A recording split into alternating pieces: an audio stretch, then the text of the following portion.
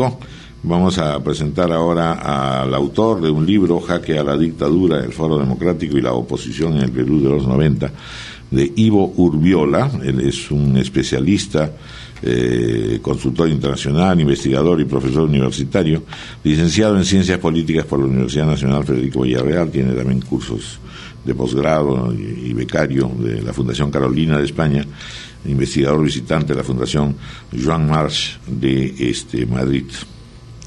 Muy buenos días. Gracias, señor Ivo Urbiola, por estar con nosotros. Buenos días, Raúl. Gracias. El libro Jaque a la dictadura evidentemente es un recorrido, además, desde la propia experiencia personal, ¿no? Usted estuvo en el foro universitario y fue vocero del Foro Democrático. Lleva además el prólogo de Alfredo Barrenechea, que señala que tiene una amistad continua con usted desde justamente el foro, y que tiene usted una posición de confesa. Lo dice Alfredo, imagino que esto describe, refiriéndose al libro, su posición y su talante. Un socialdemócrata, como todo socialdemócrata auténtico en el Perú de hoy, está posiblemente en espera del partido adecuado para volver a actuar. Así que, bueno, entonces es una visión desde adentro de lo que significó el problema del fujimorismo, la función del Foro Democrático y, desgraciadamente, el hecho de que no haya continuado en realidad una actividad política del talante y la índole del Foro Democrático. Cuéntenos.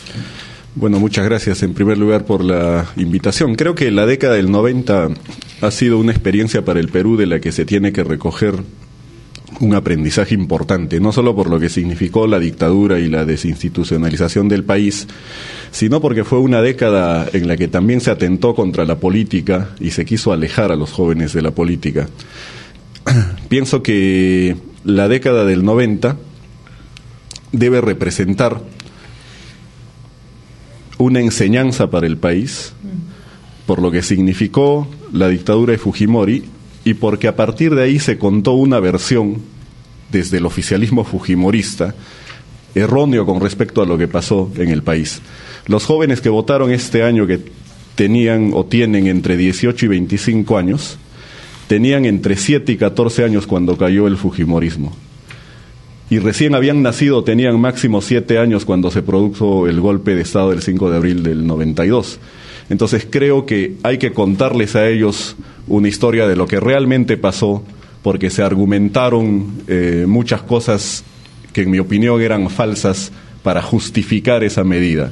Se dijo que era innecesario un Congreso bicameral en el Perú con 240 representantes, y vemos ahora que todo lo que se argumentó en realidad ha caído en saco roto. Los congresistas no ganan sueldo mínimo como prometió Fujimori, y no ganaron mientras él estuvo en el poder después de la constituyente del 1993. Pero es una locura, ¿no? O sea, plantear eso, nada más, si ahora con los sueldos que tienen recurren precisamente a sacarse de vuelta para conseguir mejores ingresos. Y el presupuesto, Armando, es mucho mayor, Ricardo. El actual Ricardo, perdón, es mucho mayor a lo que significa el Congreso unicameral de ahora, con 130 representantes. Y hay otro tema importante, que creo que la estabilidad de la democracia requiere de un sistema parlamentario bicameral, porque viendo solamente la experiencia de América del Sur, solo 3 países tienen Congreso unicameral: Venezuela, Ecuador y Perú. Curiosamente, los 3 países que atravesaron en los últimos 20 años gobiernos dictatoriales y que necesitaron de una apabullante mayoría en un Congreso unicameral que no pase años, por un Congreso reflexivo, por una Cámara reflexiva. El aparato político, digamos, los partidos políticos, Ivo, es verdad que sufren un golpe fuerte en la década de los 90, pero todas esas medidas se tomaron con un espíritu de la población que las apoyaba. La política estaba demasiado desprestigiada y no ha logrado recuperarse. Curiosamente Fujimori se ha hecho un trabajo enorme por tratar de reinstitucionalizar la política y no ha habido éxito. ¿Qué falta? No podemos solo culpar a un gobierno que tomó determinadas medidas si el aparato político no logra conectar todavía con la población. Obviamente hubo una incapacidad de los partidos políticos que no supieron estar a la altura de la recuperación de la democracia a finales de los años 70. Pero tu pregunta, Patricia, me permite hacer una reflexión adicional que me parece importante. La crisis de los partidos no se consolidó en 1990, como algunos dicen, con el triunfo de un independiente, o desde el 89, cuando Belmont, siendo independiente, gana la alcaldía de Lima. Se consolida el 92. La mayoría parlamentaria, de entre el 90 y el 92, todavía fue una mayoría de partidos políticos. Y creo que hubo un discurso oficial que aprovechó esa circunstancia y esa coyuntura, que criticó a los partidos políticos duramente, pero que además criticó la actividad política. Recordemos que en los años 90, casi como un salvoconducto, los que se presentaban a un cargo para el país decían: yo soy técnico y no soy político, alejando con ello a los jóvenes de la política o haciéndoles ver que tenían connotaciones negativas, porque ser técnico y no político para dirigir los asuntos más importantes del país es como, y yo lo menciono en el libro, querer manejar un auto sin conocer las reglas de tránsito. Claro.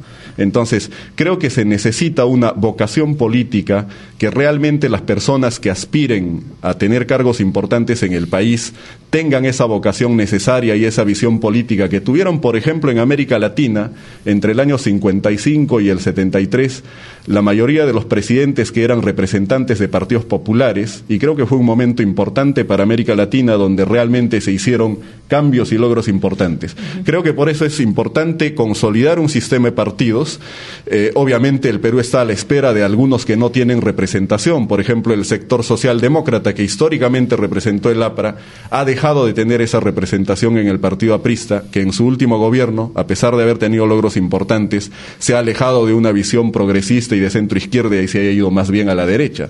Entonces, creo que va a tener que surgir, porque es necesario en el país, una propuesta de centro izquierda socialdemócrata también. Bueno, ¿y eso no está pasando ahora?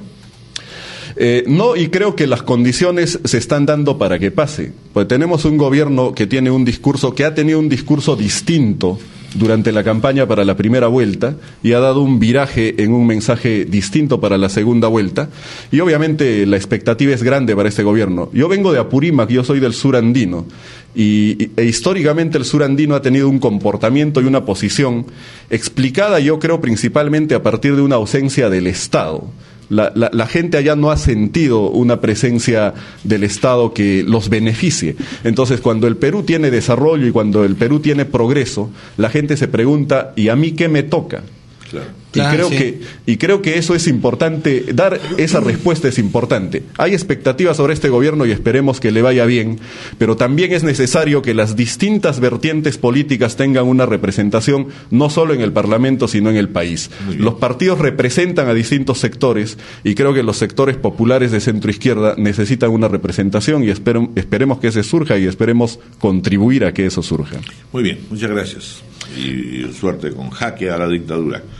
Ivo Urbiola. Gracias, y le aprovecho para estos últimos minutos para invitar hoy día a las 7 de la noche en el Club Apurímac, en la cuadra 2 de la Avenida Brasil. Lo presentan los constitucionalistas Alberto Borea y Javier Valle Riestra y los esperamos ahí. Muy bien. Muchas gracias.